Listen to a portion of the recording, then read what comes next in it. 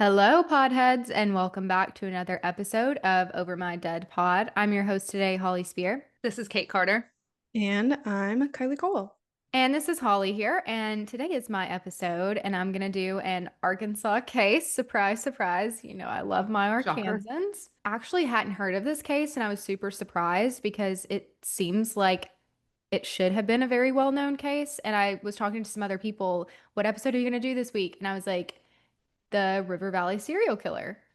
And they're like, I've never heard of this person.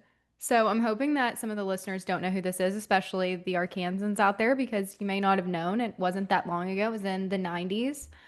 We'll just hop right in.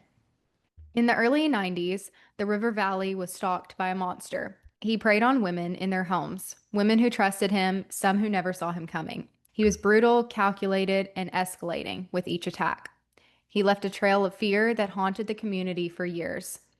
This is the story of the River Valley serial killer. To start, we are in Fort Smith, Arkansas, and it's April 10th, 1990. And Miss Lily Jones, who is 89 years old, lives alone in a modest house in Fort Smith. That night, she was getting ready for bed the way she always did. But that is when she heard a knock on her front door. There was a man's voice on the other side. Lily cracked the door open just enough to see who it was. He told her that he needed to use her phone. Lily hesitated. She didn't feel comfortable with letting him in. She decides to close the door. But before she could, the man shoved the door open so violently that it knocked her down to the ground. He came inside and began attacking her. Lily tried to fight back, but at 89, there was just not much that she could do. And what I haven't told you yet, that's completely terrifying, is Lily is also legally blind. That sucks. She lives alone, but she gets help from her friends and neighbors with groceries and errands. But on this night, unfortunately, Lily was alone and vulnerable. What happens next is terrifying. This man brutally beats and rapes her. He chokes her until she loses consciousness. But Lily doesn't die. Sometime later, and she doesn't know how long, she wakes up and she realizes that the attack is still happening. She remembered everything, and in that moment, Lily made the chilling and calculated decision. Instead of fighting, she pretended to be asleep or dead. She closed her eyes and she lay there, completely still, and waited for the attack to be over. Eventually, the attacker left her on the floor, assuming she was dead. Lily stayed perfectly still, terrified that any movement would give her away, and she waited for what must have felt like an eternity, until she was sure that he was gone. Then, with everything that she had left in her, Lily crawled across the floor and dragged herself to the phone to dial 911. So, police arrive right away, and Lily is rushed to the hospital. And miraculously, Lily survives this attack. Oh my God. What a trooper. She obviously was very quick thinking, pretending to be dead, pretty much saved her life. I don't know how I could lay there and have the willpower to be completely silent and be attacked. I just don't know if I could do that. I feel like with us, though, we would probably try to fight back as much as possible just because we are like younger-ish. Just imagine being attacked at 89. Like, she can't fight, you know? Yeah, So, like, oh my God, I don't even want to think about it. it had to be so terrifying. Terrifying.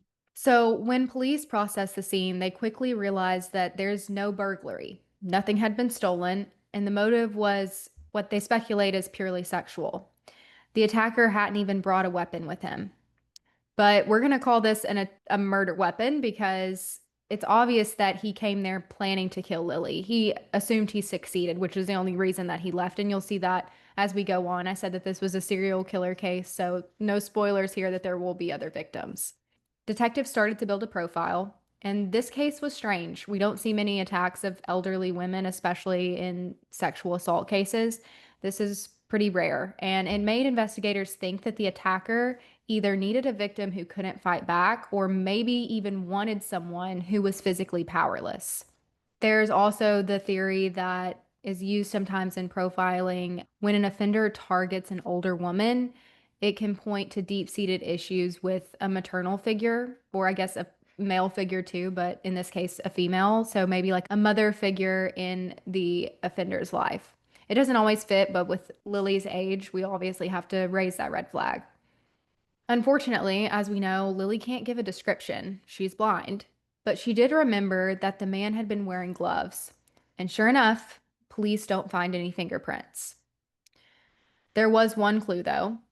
Lily thought that the man's voice sounded familiar. She just couldn't place him, but she was sure that she had heard him before. There was also DNA left behind. Police collected it and sent it in for analysis. But here's the thing, we're in 1990, and only one lab in the entire country, the FBI lab, could process DNA evidence. And back then, we know that there wasn't the CODIS like we have today. You don't just send in your DNA and then it runs it through the national database, which is CODIS, and you can have all of these offenders possibly as matches to your DNA.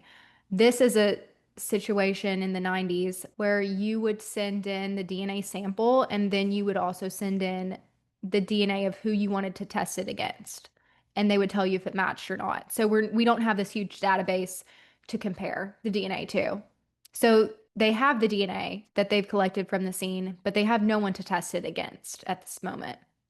When the news of what happened to Lily spread, the town was completely terrified. An 89-year-old woman beaten and raped and left for dead in her own home. It was completely unthinkable. Fort Smith's like, I would say it's a medium-sized town for Arkansas, but in the 90s, it's probably a bit smaller. You still have those hometown vibes in Fort Smith, and this was something that definitely didn't happen there.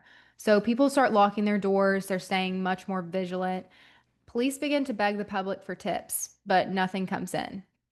And then, exactly what police feared happened again. Just 2 months later, in June 1990, 58-year-old Juanita Wofford did not show up to church on Sunday morning. And this is odd because she never misses church. Pastor Jay Wells was worried, so he sent two church members to check on her. She lived alone and she had never married. So when the two men get to her house, they saw that her front door had been kicked in and it was literally hanging off the hinges. They step inside, but they're instantly overwhelmed by a horrible smell.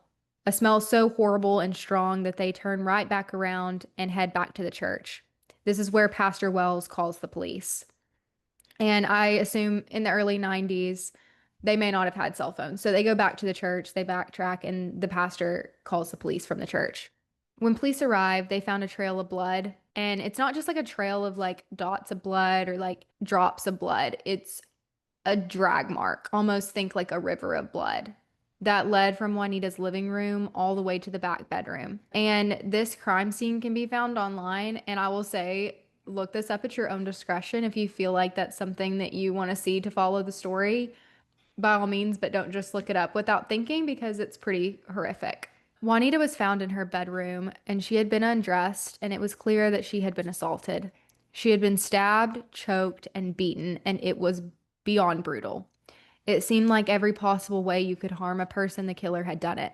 Remember how the front door had been kicked in? Well, the investigators found a large piece of wood that broke the door still in the living room, and it was covered in blood, almost like it had been used to stab Juanita. There was even a bloody shoe print above the couch. So if you think about that, it has to be because the struggle was so violent that the killer actually braces his foot on the wall and pushes down to like gain leverage. So this was obviously a very brutal attack. Juanita had defensive wounds on her hands, showing that she had fought back. There was bloody handprints above her bed, telling the story of a desperate struggle.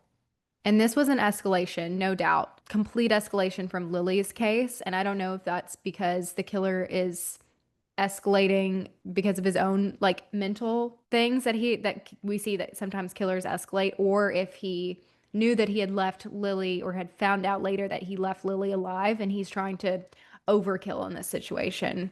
We know why killers escalate. They get bolder, they get more violent. Sometimes the rush from the first crime fades and they need to take things even further to feel the same power. Now, here's where things get really weird. The most unsettling part of this crime is that someone had also urinated on the walls and on her headboard of her bed. That's just like a more disrespect kind of shit. It's a disrespect kind of thing. But I guess I kind of take back what I said because unfortunately there's more. The autopsy revealed something even worse, that Juanita had been assaulted after she had died. So we're talking necrophilia here, and if you don't know what that means, you can look it up, but it's basically the sexual assault of a person that's already deceased. Maybe don't look it up. Yeah, maybe actually you could look up the definition. Maybe You're like if you have a dictionary, like a paper dictionary. We're laughing, but it's actually horrible. At this point, Fort Smith police are certain that they have a serial killer on their hands. Someone is out there in the river valley basically hunting vulnerable women that live alone, and he's getting more and more violent. So police go to work fast. They documented those bloody footprints on the wall. Outside the house, they find more shoe prints and cigarette butts under the window, almost like the killer had been standing there and watching his victims before breaking in, which is a terrifying thought. In the yard, they recover a baseball hat with the words, "No beer, no work," printed on it. Investigators kind of started noticing a pattern from these two cases, and that is that both Lily and Juanita's homes were right along the railroad tracks.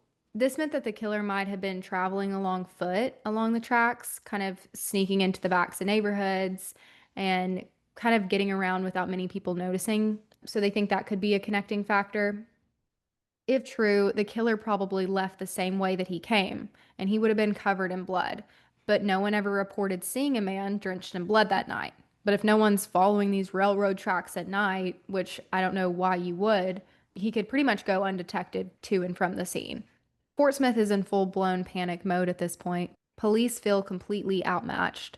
There was no clear motive, no pattern besides the victims being older women and their houses sitting near the tracks. The randomness made it even scarier. Everyone knew another attack was coming. Officers started patrolling on foot and posting guards around town, questioning anyone they saw out late at night. And people start calling this monster the River Valley serial killer. And while the fear was absolutely real, it did shake loose some tips. And one man came up named Anthony Barnes. Police had seen him hanging around the tracks at night. He already had a record for violent crimes, so police take it seriously. Detectives started talking to Anthony's friends and family, and his own cousin told police that Anthony had tried to leave town right after Juanita's murder. Even more suspicious, the cousin handed over some of Anthony's clothes, and these clothes are completely drenched in blood. Police brought Anthony in for questioning, and when they confronted him about those bloody clothes, he claimed that he had been in a fight and he had gotten the worst of it. This blood was his own. And to prove it, he offered up a DNA sample. In the meantime, Lily Jones, we're remembering she's blind, takes part in essentially a lineup. She couldn't see Anthony, so she used her hands to feel his face, the way that she had felt them during her attack. Can you imagine doing No. But after doing this, Lily is sure that Anthony Barnes was not the man who attacked her. And then the DNA came back, and it was no match to the evidence collected at either scene.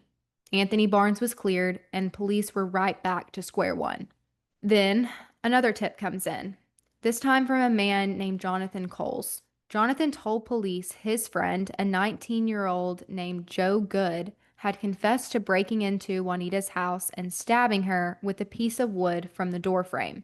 This is a detail that has never been released publicly, that we know of. Police moved quickly, bringing Joe in for questioning, and Joe denied the whole thing. He claimed that Jonathan was lying and that he never confessed to anything. Also, we'll say, and we'll talk about this a little bit later in this case, there's going to be details that come out about this case that police say that they never publicly released, but that have gotten leaked. Just take that for what you will when I'm telling you that police have never released things publicly, because there is some things coming out that are not supposed to be. I feel like that's so common in like small town police departments. Like you just chit chat about it. I mean, even with like your spouse, Mm-hmm. and they chit chat about it, and then the whole town knows about it. Yeah. And I feel like in true crime cases, I have to be careful when I read things like that when people say this was a detail never released to the public, because automatically I'm like, ooh, that's such damning evidence. But it's like, yeah, people talk just like everybody else. Police talk. So take that for what you will. Like I said, Joe says that he's not going to confess to anything. He has nothing to do with it. And he hands over a DNA sample, and again, no match. After that, nothing. The case goes kind of cold, I would say lukewarm, for 4 years. It just sits. No new leads, no arrest. And for 4 years, the town of Fort Smith pretty much just waits for another attack, which is petrifying. They waited for the River Valley serial killer to strike again. Police chased down every tip, every lead, and nothing. So, like what happens in so many cold cases, they start back at square one and they reopen every file and they reread every report and they comb through every bit of evidence. And that's how they come across a man that they skipped past before, a man named Danny Bennett.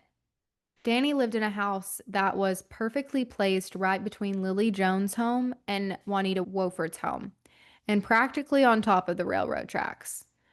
When detectives went back through old patrol logs, they saw something interesting. Officers had actually run into Danny more than a few times while patrolling the railroad tracks at night. They wanted to bring him forward for questioning. But the problem was they couldn't find him. It was like Danny had kind of vanished. So they turned to his sisters, who still lived nearby, to see if they'd share anything about him. And what they shared was not good. They told police that growing up, Danny had sexually and physically abused both of them. He'd been a terrible husband to his ex wife. He has a thing for older women. Ding, ding, ding. And this is wild. They said that Danny had once asked his sisters to get rid of a pair of shoes and a knife for him, and that happened to be right after Juanita's murder. They refused. They're like, yeah, no, I don't want anything to do with that. So they didn't. So they can't really give any more information about that. But plus, they also said Danny had injured his arm around the time of Juanita's murder. And police wondered, is this a defensive wound from Juanita fighting back? To top it off, the sisters flat out told police that they thought Danny had something to do with the attacks. So then police are like, okay, let's see if they recognize this baseball cap that we found out in the yard. So they bring it to the sisters, the one that says no beer, no work. And they look at that and they're like, yeah, that's Danny's hat for sure. Police are still looking for Danny. In the meantime, they also bring in Danny's ex-wife, and she paints an even darker picture that Danny had been violently abusive, and she claims that he had once shocked her with jumper cables. That's a new one. But chillingly, the ex-wife also says that he had once urinated on her, something that makes detectives skin crawl given what they had seen at Juanita's crime scene. That's also a detail that police say that they had not released publicly. Investigators are thinking this is probably our guy. They search for Danny, and after some digging, they find him and they bring him in. And probably unsurprisingly, Danny denies everything, denies the murder, denies all the stories that his sisters and his ex wife have told. So police give him a polygraph, which he fails.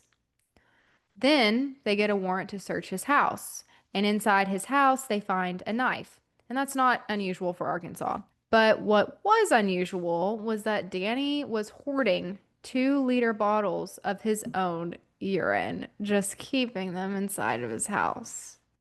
What is the logical reason behind that? There's not one, because I was like, what if this is just like a mentally ill person? He doesn't want to get up, he's lazy, like, but then you could just throw them away. It's got to be like a kink thing. I was going to say, does he have a fascination with his own pee? Like, I mean, and police really find no other physical evidence linking him to the murders. They pull Danny back in for another round of questioning, and this is when Danny breaks. He confesses. He admitted to attacking Lily Jones, and he admitted to killing Juanita Wofford. And his confession lined up with the details that only the killer would know. Danny described Lily's attack step by step. How he knocked on her door, how she wouldn't let him in, and so he forced his way inside. He described Juanita's murder, including that horrific detail of putting his foot on the wall for leverage when he held her down on the couch.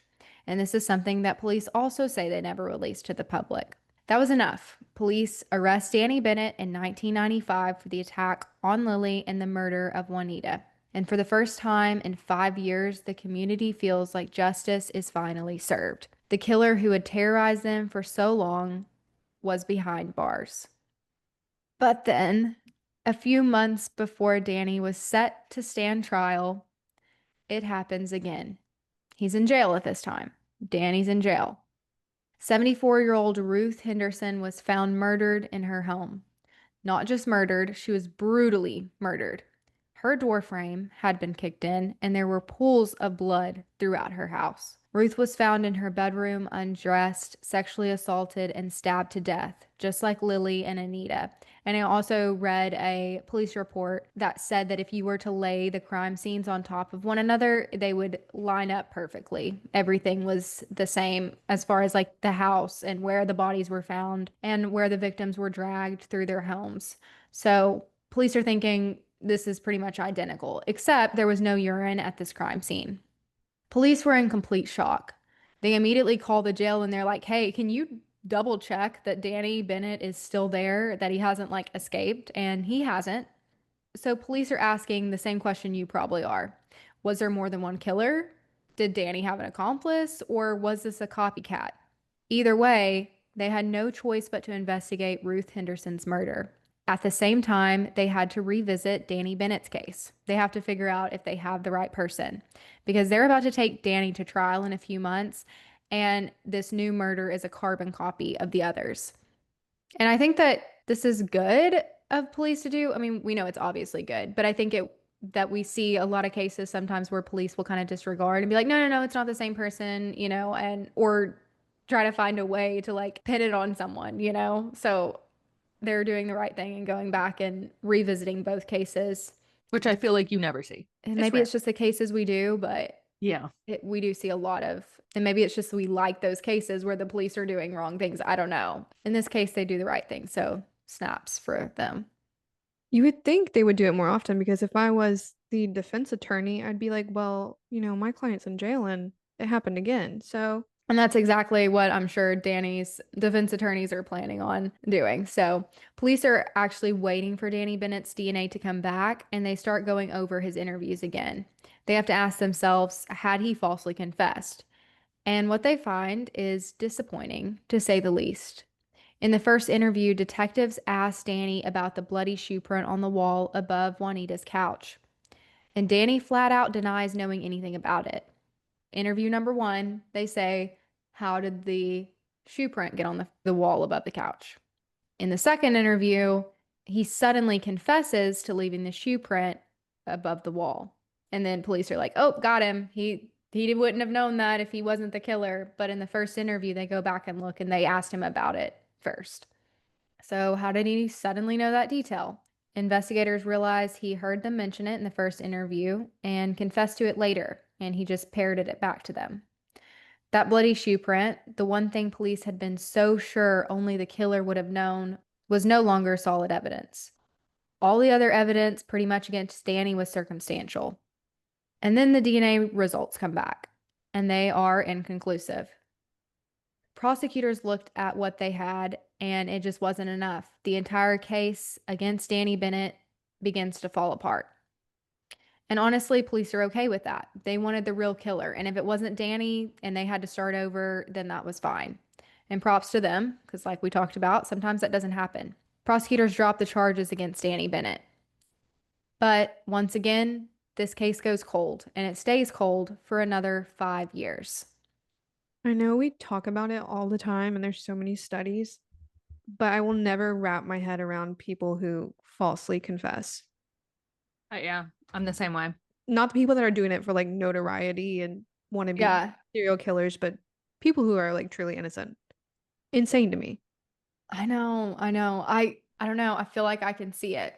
Like a mental health thing. In my opinion, it is like kind of a mental health thing or like a mental instability thing, or when they've like kept you night after night and you're like actually delusional because you don't know you can leave. There's cases where people get beat by police. Yeah. I mean, in And those situations, I get it more. Like, even I remember I did a case and the guy was belligerently drunk, you remember? And like, Mhm. they got him to confess stuff that he had never done. But to me, it's all mental health.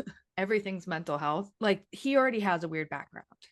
Yeah, So to then go and confess is just not only mental health, like mental illness, something's going on, but also is it attention seeking? Like he's getting right. all this attention and he doesn't understand the consequences. Yeah.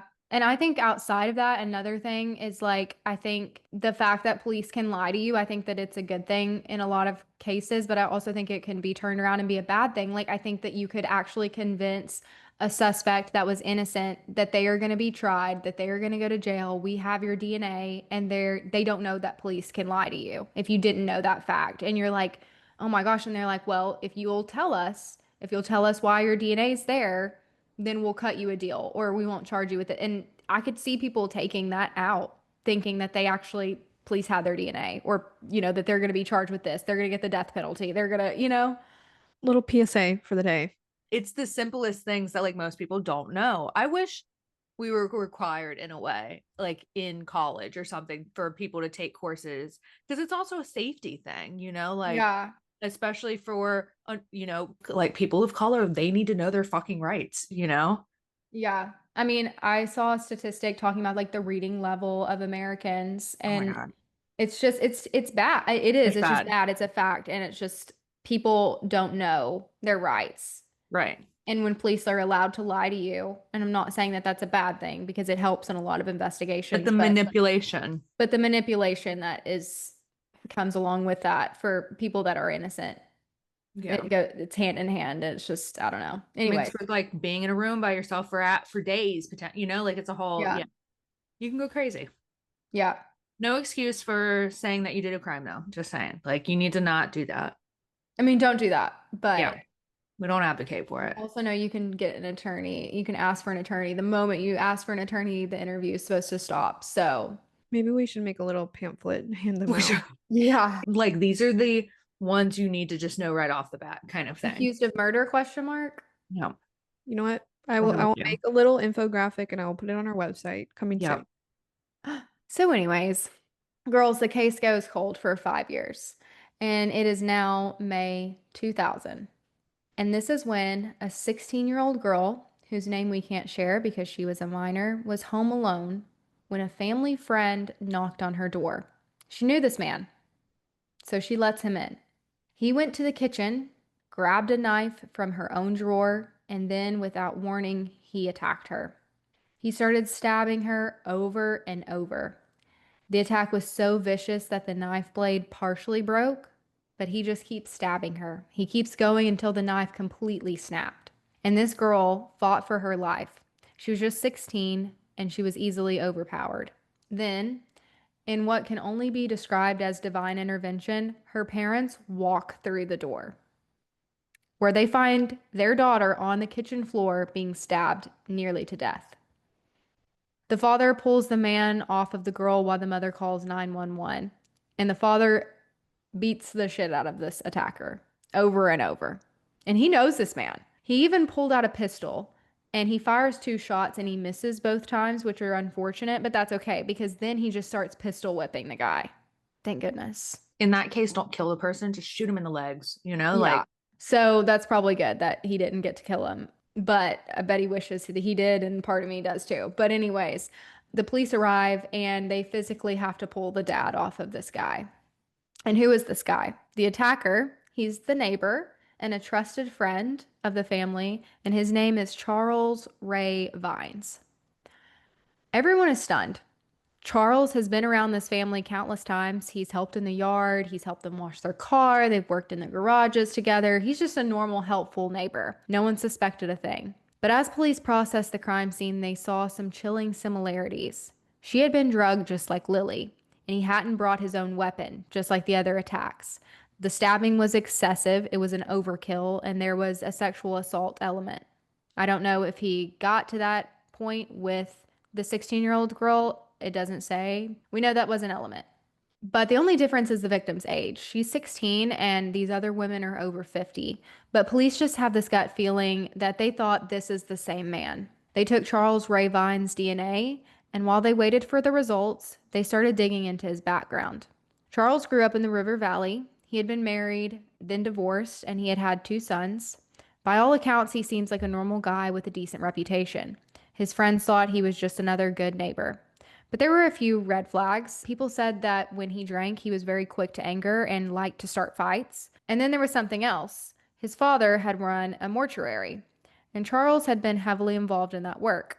Given what we know about Juanita's case, the assault with the necrophilia, this detail is a little hard to ignore. It's a little chilling, but we don't know if that's a connection, but it's worth talking about. But none of that even mattered because DNA doesn't lie, and the results come back as a match to Charles Ray Vines. Not just the attack of the 16-year-old girl, we know that, but for Juanita Wolford's murder, the murder of Ruth Henderson, and the assault. Charles Ray Vines was the River Valley serial killer. Police arrest Charles Ray Vines and charged him with the murder of Ruth Henderson and Juanita Wolford, as well as the brutal assault of the 16-year-old girl. Sadly, they couldn't charge for the attack of Lily Jones, and that is because Lily survived the attempted murder, but there was a statute of limitations at the time that it expired. I mean, the victim type is so different to go from two like elderly women who lived alone to a 16-year-old neighbor. Like, I wouldn't have automatically made that connection to the other two attacks. No, and he's stupid for attack. Like, well, he's stupid in general, but to go and attack your young neighbor. I think that if the DNA wouldn't have matched, I would have had a big question in my mind as to if these cases are linked to the Like River Valley related. serial killer. Yeah. But with the DNA, it's him, you know? Oh, thank God for DNA. Yeah. I don't know if he got desperate. She was an easy, convenient target because she lives right there and he's gotten away with all of this before. So he just thinks that he can. I don't know Well, what the thinking thank is. God that her parents came home. Thank God. I mean, she wouldn't have been alive. Definitely not. Mm-mm. No, but that does make me wonder. We do see killers who attack like elderly people or like, people who are a little more defenseless. It's kind of like their practice runs, Hmm. and then they move on to like harder targets. Yeah. And I would say a 16-year-old is still a pretty soft target for a grown man.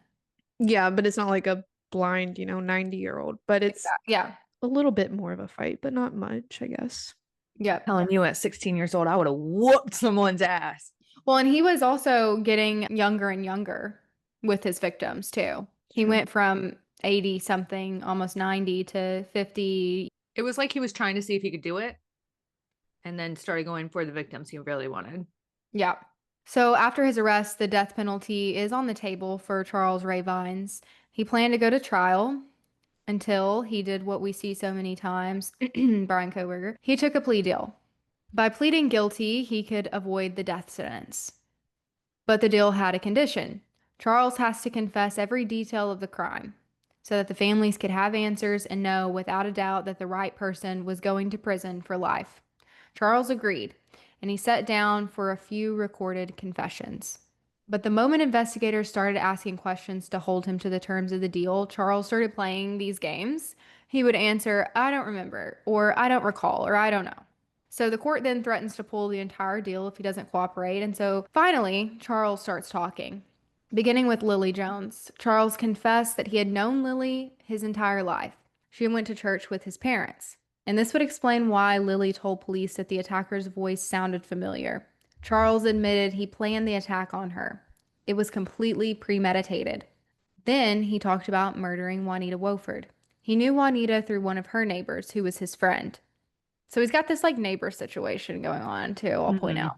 And of course, he knew the 16-year-old because he was friends and neighbors with the family.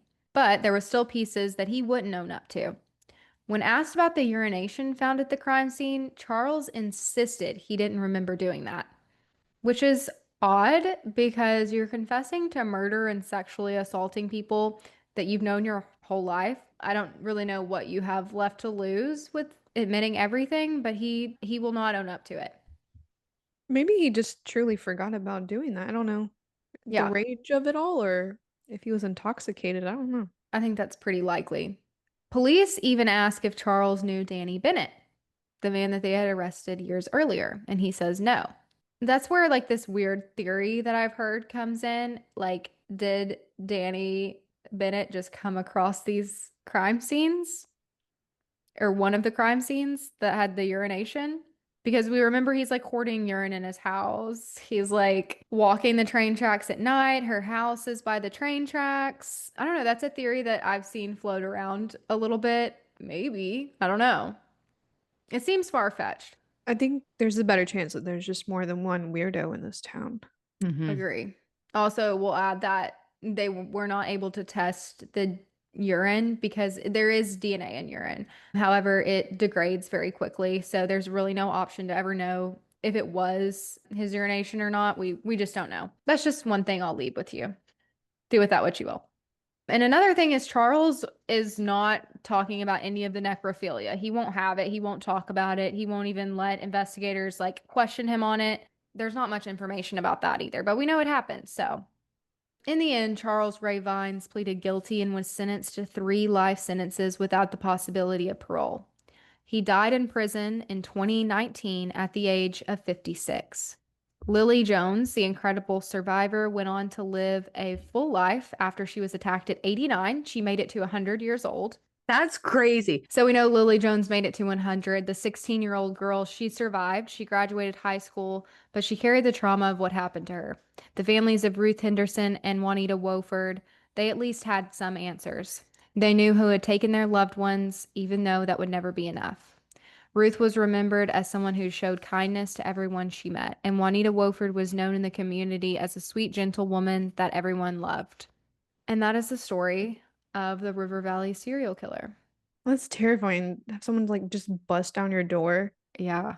in the Get those middle little of chain locks on your door, people. I don't have one, so I don't know why I'm preaching to you, but maybe, I Or don't just a know. multiple security system kind of, like Yeah.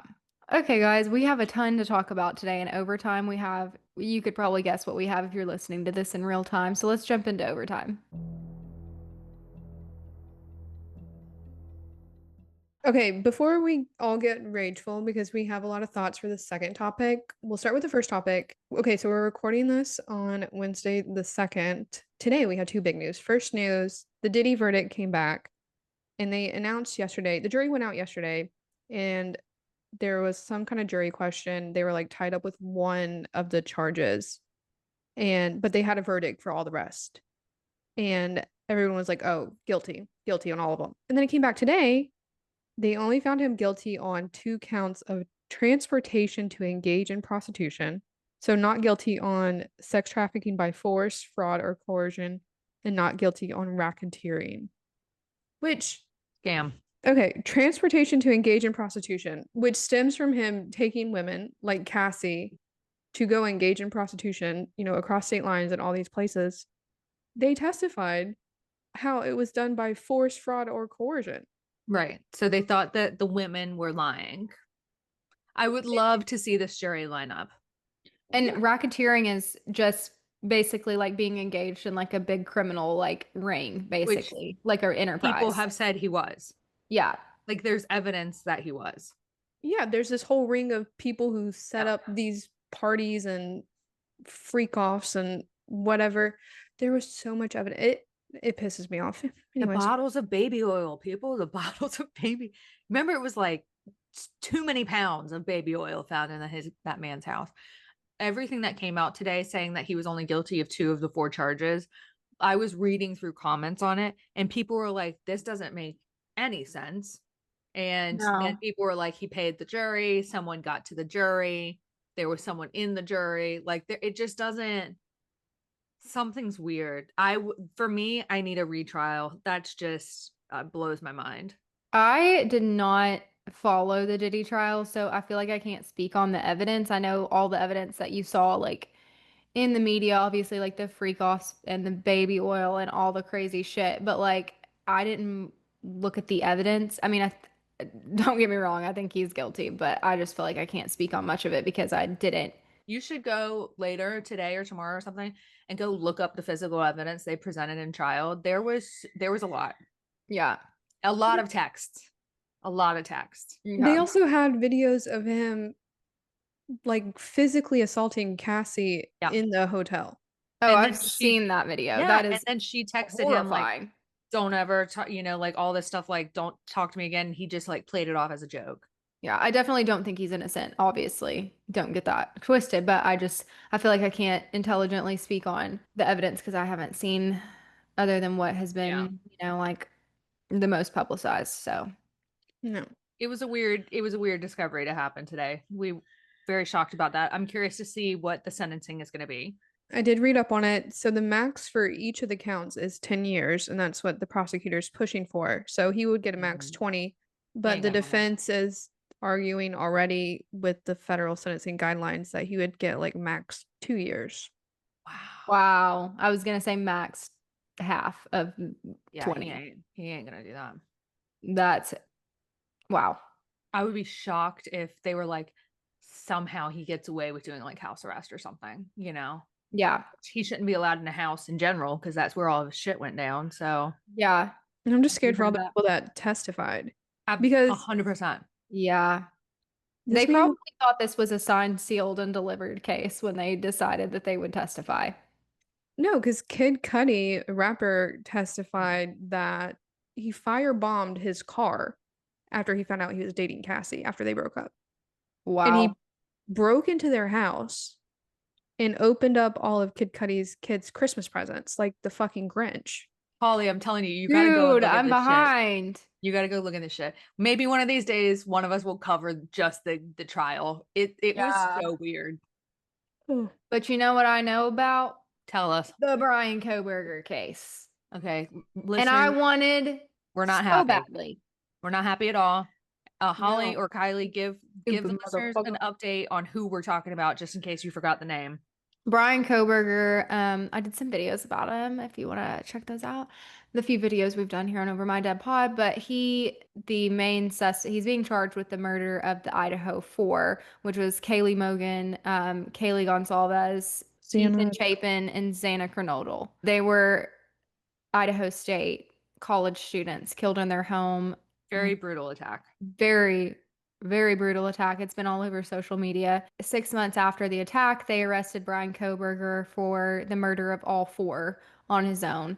He was planning to go to trial in about, was it 2 to 3 months from now? And everybody's gearing up for the trial. We were gearing up for the trial. It We was wanted to cover public. it every day because it was a horrific crime. And he just took a plea deal and they took the death penalty off the table, which, like I just talked about in the case that I just did, happens quite frequently. But in his case, unlike the case that I just covered, he did not really have to get up and give his account to the witness, to the victims' families. He didn't have to lay out everything that he did. That wasn't a part of his plea deal. Like all we have next is his sentencing, which is I want to hear what happened. There's so many questions that we all have Yeah. about how he did what he did. and Why did why? the roommate not hear, Yeah. like, did she actually see him in a scheme? Like, I She want, did. They talked about that today in the live coverage of his case. I got to watch a majority of it. And, they said that the state's evidence would show that he entered the home through the sliding glass door. He killed, I think, Maddie Mogan first and then Kaylee first. why were they not screaming? Did he They were in a room suffocate them? together. Were they like, Yeah, I want that's the lack of detail that we're gonna get from his plea deal. It's just today they hit him with like the bare minimum. Like the prosecutor got up there and said the state's evidence would show this, and it was just like the bare bone facts of his case. in these kind of cases, I wish plea deals were off the chart because like for or Yeah, off the table because for me personally, this is Kate speaking. I don't believe in the death. Like I'm not a death penalty believer. I would rather someone sit in prison. So I don't really care about that part. But we need to know what happened. Like yeah. imagine like for the parents, there's no closure. It seems Hearing like most of the parents are very unhappy with this. yes. Some of them have spoken out publicly, not all of them, but some of them have gone to the media to say this is not justice for us. But one of the families, like, as soon as the news broke that there was a plea deal and that it was about to be signed, the family, like, posted on Facebook. They're like, we just got an email with, like, a letter attached saying that they're doing a plea deal. Like, there was no Phone discussion call or anything. or phone call to the family, nothing. Yeah, That's that's real shit. And it was that's a so plea shitty. deal just to get the death penalty off the table. What was in return? Just him saying he's guilty? Was there not enough evidence for them to go to a full trial to make it, like I I don't think I feel like there would have been. They said today that they found his DNA on the knife sheath that he left on the bed of Kaylee and Maddie Mogan. that was the biggest that was one remember when they found that, you guys? Oh my gosh. This whole case. Yeah. So we're really Yeah. frustrated here at Over My Dead Pod about this one. And I also another clarification, like we always keep saying, like, why could they not hear anything? Ethan Chapin apparently was asleep when the murders happened, and he had been drinking, and he was like pretty, it sounded like pretty heavily intoxicated when it happened and slept through until he was killed. The roommate downstairs did end up seeing Brian Koberger as he was exiting the house. She had also been drinking. I mean, it was like a call, it was a, I think it was like whatever night it was, everybody was drinking. I think my biggest problem with this plea deal, and it's not that like we as the public deserve an answer, but I don't think the family's gonna get an answer as to, I mean, one, why it happened, and two, why them. Right. How did he pick the like, and also for the criminal too, like Brian in this case, I feel like it's a slap. Sure, he's gonna get life. Like, let's be honest. But it's a slap on the wrist for almost like you said you did it, now you don't need to tell us anything. Like all Yeah. it's like He doesn't have to sit in the trial, at all. face those people whatsoever. He doesn't have to And share listen to anything. the yeah, and listen to people. No, they are having the sentencing hearing on July 23rd, and the prosecutor did say the families are going to give statements, but I mean, Brian's obviously not going to speak. No. Dude, I hate that motherfucker. Say is we know He's that nuts. usually it's the attorneys and the judge who work out the plea deal, and the families legally don't have any right to intervene in the plea deal, but it's very common Courtesy. Yeah, courtesy that they for the are. prosecutor to, for both Yeah. attorneys to involve the family in the plea deal. Yeah. Because at the end of the day, it's for them. Yeah. So that's very weird in this case that that didn't get to happen and very unfortunate for the families. No good news today, guys. No good news. Rough day. Well, yeah, no happy overtimes, but I hope that was entertaining. And we'll have a lighter one next week. God, I hope so. Yeah. Well, and with that, thanks for tuning in to another episode of Over My Dead Pod. If you want even more cases like this, or you know someone that likes true crime, you can send them our way. Send them our episodes. And we would really appreciate it if you would like and rate our show. It helps us. And we will see you next week with another case. Bye. Bye. Bye.